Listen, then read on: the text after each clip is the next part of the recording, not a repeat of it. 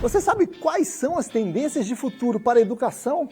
Mais importante ainda, como fazer o planejamento estratégico da sua própria vida? Então assista esse programa com Jorge Luiz Conde.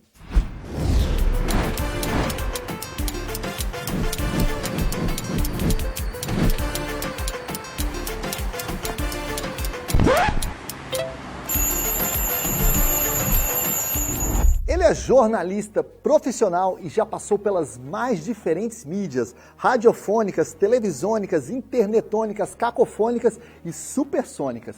Ele é professor universitário com grande experiência na área acadêmica. É um dos maiores cinéfilos da galáxia e é meu amigo, o que é uma péssima credencial para terminar seu mini currículo. O papo de hoje é com Jorge Luiz Conde. Tudo bom, Jorge? Tudo bem? Como é que tá? Tudo jóia? Tudo jóia. Eu acredito que ser um amigo seja uma das melhores coisas do meu currículo, obviamente, né? Mas legal, Alexandre, muito bom, agradeço a oportunidade. Estamos aqui para falar sobre diversos assuntos, todos eles que não têm nada a ver com absolutamente nada, não é isso? Exatamente, você entendeu o espírito do programa. Entendi o espírito do programa, a pauta está feita. Vamos lá.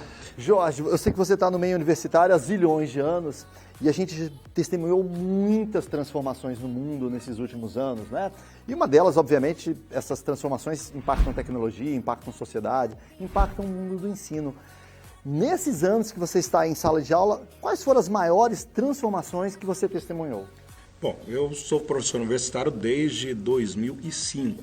Né? Então, nesse período todo, acho que as três grandes transformações pelas quais eu estive presencialmente, né, virtualmente e em loco acompanhando tudo, foram três. A primeira que eu cheguei no momento onde o ensino à distância estava começando a caminhar, engatinhar aqui dentro do ambiente universitário brasileiro. Naquele momento isso não era uma situação tão muito comum. Apesar de, nos países mais avançados, isso ser uma realidade há muito mais tempo.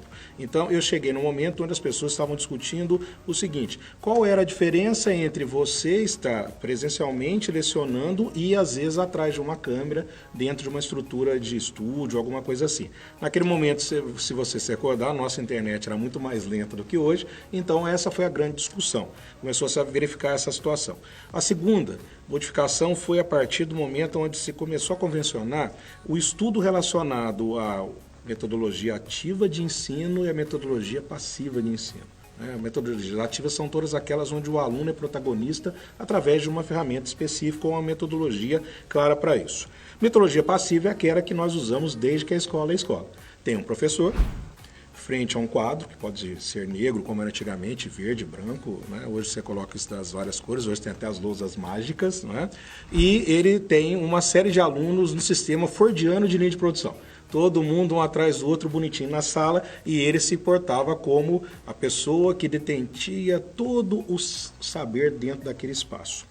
Hoje isso já não funciona mais. E o terceiro grande movimento, que é bem mais recente, é onde você começa agora a ter um mundo inteiramente plugado, Alexandre, e as pessoas têm o acesso à informação de modo muito mais rápido que qualquer outra área. Existe um estudo da Universidade de Princeton, nos Estados Unidos, foi recentemente divulgado, inclusive, na revista Nature, que diz que se eu pegar um jornal, sei que muitos que estão nos assistindo nesse momento não sabem o que é um jornal, o jornal é uma coisa em forma de papel, né? Aos domingos, inclusive, ele é bem mais pesado, porque traz uma coisa chamada classificados, que provavelmente também você não sabe o que é onde você anuncia uma série de situações. Se eu pegar um jornal domingo, lê-lo de cabo a rabo, segundo essa pesquisa de Princeton, eu tenho mais informações do que uma pessoa que nasceu no século XIII e viveu 33 anos. Então você imagina. Então, hoje nós vivemos o limiar de um novo tempo, em pleno século XXI, com quase 3 décadas aí à frente da nossa situação. Nós começamos a verificar o que vai ser a educação daqui para frente. Com inteligência artificial, com a internet numa outra pegada, indústria 4.0, sociedade do conhecimento e uma série de outras situações, você tem que repensar 2 processos. O processo de quem recebe o conhecimento, que ainda é chamado de aluno, e o processo de quem repassa esse conhecimento, que é o professor. Que legal. Bom, projetar o futuro é sempre tarefa pantanosa, né? Mas a gente está quase em 2020. O que você acha que vai ter numa sala de aula em 2050, daqui a 30 anos, que a gente não tem hoje? Ou ainda vai haver sala de aula? Essa é a grande pergunta. Eu acredito que a sala de aula ela nunca vai acabar, Alexandre. A minha dissertação de mestrado, inclusive, ela foi em cima disso. Estudos das metodologias ativas, o impacto que isso tem no protagonismo do aluno hoje. Eu sempre fui um professor, usando um termo antigo, fora da casinha. Quando eu comecei a lecionar por acaso, né? Eu não tive aquele processo assim, não, eu quero ser professor universitário. Eu fui para a sala de aula, o convite de um amigo, para substituir um outro amigo durante 6 meses. Então, nesse período, eu sempre fui um professor que já fazia o tal da metodologia ativa sem saber. Eu fazia isso de modo instintivo e empírico. Quando eu comecei a estudar essa situação, quando nós começamos a verificar algumas coisas, eu fui fazer o MBA nos Estados Unidos e lá entrei em contato com o conceito da metodologia ativa. Aí eu olhei e falei, nossa, eu faço isso aí, só não sabia que era esse nome. Então, essa situação, eu acho que ela vai ser a grande portabilidade. A sala de aula, na verdade, eu acho que ela só vai mudar o escopo.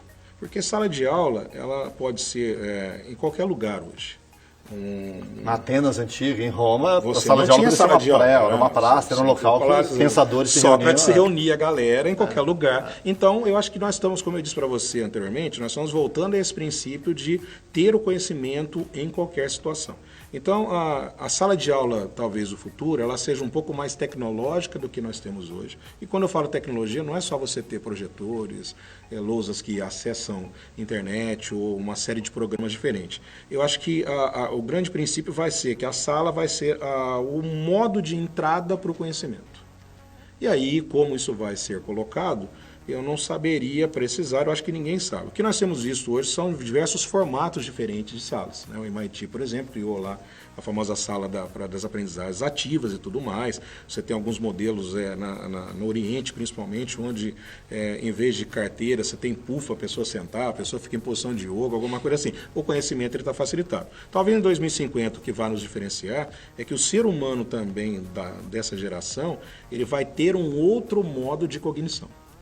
E eu acho que a gente só sente isso hoje com quem tem filho que está aí entre faixa etária de 2 a 12 anos, essa capacidade que essas crianças têm de instintivamente fazer o quê? Tabelar com a parte informatizada, internetizada, com uma habilidade que nós não tivemos. Então, eu acho que vai caminhar nesse momento, você vai aliar a tecnologia ao conhecimento. Isso, obviamente, vai criar novas gerações de alunos e vai criar, principalmente, um outro professor. Eu acredito que o professor futuro não vai ser aquele cara que vai para dentro da sala para repassar um conteúdo. Ele vai ser aquela pessoa que vai facilitar o conhecimento, seja ele em que forma for. Espero que você tenha gostado desse programa massa e que de 7 nunca passa.